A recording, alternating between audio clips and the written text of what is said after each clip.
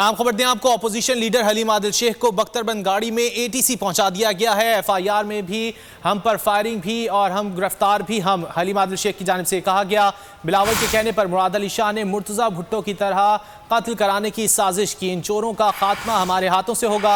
Opposition leader haleem Adil Sheikh की जानिब से कहा गया है। उन्होंने क्या कहा आपको दिखाते हैं।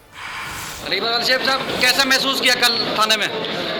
थाना तो मैं समझता हूँ ज़बरदस्त, हमारे लिए तो आउटिंग हो गई। सियासतदानी का ये थाने, ये एफआईआर, ये सब चीज़ सियासतदानी का जेवर है, मैं समझता हूँ। लेकिन मैं बताना चाहता हूँ कि शाह से ज़्यादा कुछ लोग शाह के वफादार बन रहे हैं। सिंध पुलिस एफएसएफ बन चुकी है। जैसे जुल्फ़िकार अली भुट्टो की फेडरल सिक्योरिटी फोर्स थी, सिंध पुलिस इस वक्त एफएसएफ बन चुकी है। और सिंध पुलिस को इन काली भेड़ वर्दी में हमारी शोधा की वर्दी है, सबर है, लेकिन इसमें कुछ काले भेड़िए भी हैं, मैं समझता हूँ। लेकिन इंशाल्लाह पकड़ लो भाई।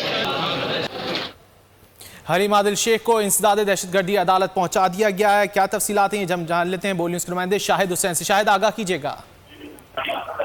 जी बिल्कुल, अपोजिशन लीडर के साथ जो गिरफ्तार 4 साथी हैं, उन समेत मुकम्मल तौर पर 5 मुल्ज़मान को इंसदाद दहशतगर्दी की मुंतज़िम अदालत के जज के सामने पेश कर दिया गया है। पुलिस ने जो गुज़श्ता रोज दर्ज किए गए थे मुकदमा, तो उसमें मुकम्मल तौर पर 6 मुकदमा थे। इन 5 मुल्ज़मान का 30 रोज तक जिस्मानी रिमांड लेने की सदा की अदालत से, और कहा गया है कि ये 5 मुल्ज़मान गिरफ्तार है हुए हैं। उसमें पुलिस मुकाबला इक़दाम कत्ल और दीगर दफात के तहत मुकदमा दर्ज है, और उसमें पुलिस का कहना है कि मुल्ज़मान से हमने तफ्तीश करनी है, लिहाजा जिस्मानी रिमांड दिया जाए। इस पर जो जज इंसदाद दहशतगर्दी की अदालत के, उनके सामने प्रोसिक्यूटर्स और जो हलीम आदिल शेख के वकील हैं वो पेश हो रहे हैं और दलाइल दे रहे हैं। और इस वक्त जो कमरा अदालत है उसमें जो वो समाअत जारी है, और पुलिस की जानिब से 30 रोज़ा जिस्मानी रिमांड की इस्तदा की गई है। इस वक्त कमरे अदालत में समाअत जारी है। शाहिद हुसैन, आपने आगाह किया, बहुत शुक्रिया।